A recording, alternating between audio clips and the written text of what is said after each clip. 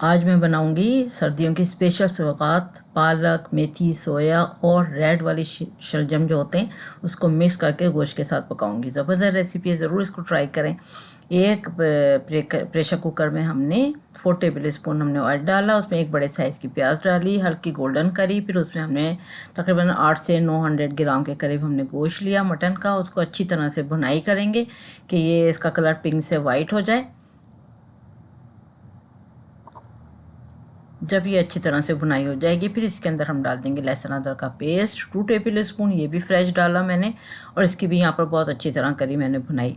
जब भी सर्दियों में जब सब्जियां देखें ना हरी हरी, तो बड़ा ही कोई दिल चाहता है कि मटन के साथ ये वाली सब्जियों को ज़रूर ट्राई करा जाए।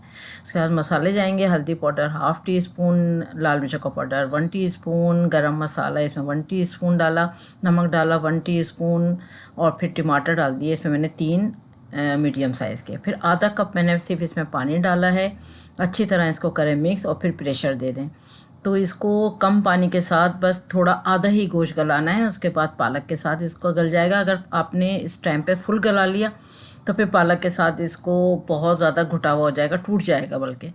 तो हमें गोश्त को बहुत सॉफ्ट रखना है लेकिन टूटे नहीं।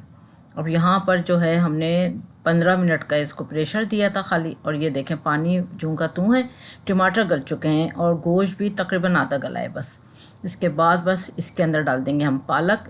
बड़े साइज़ की पालक थी 3 बंच, सोया 1 बंच था, लार्ज बंच जो थी वो मेथी का था 1 अदद, और रेड वाली जो थी वो शलगम थे स्मॉल साइज़ के जो होते हैं छोटे छोटे से, वो 6-7 ले लिए थे मैंने।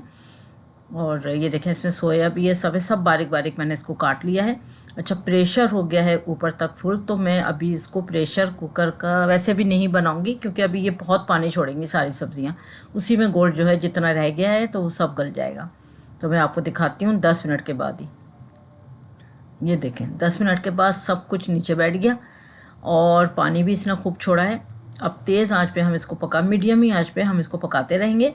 जो कुछ कसर है गोश्त की वो पूरी हो जाएगी, और इसी तरह से हम ढकते रहेंगे और इसकी भुनाई करते रहेंगे ताकि लगे भी नहीं नीचे। अगर आप चाहते हैं कि ऑयल डालना ज़्यादा तो आप डाल सकते हैं, लेकिन मैं अब जो सेहतमंद चीज़ें होती हैं उसमें कम ही ऑयल जाए तो वो ज़्यादा बेस्ट होता है। अगर आप चाहें तो घी और मक्खन में भी इसको पका सकते हैं और टेस्ट दोबारा हो जाएगा।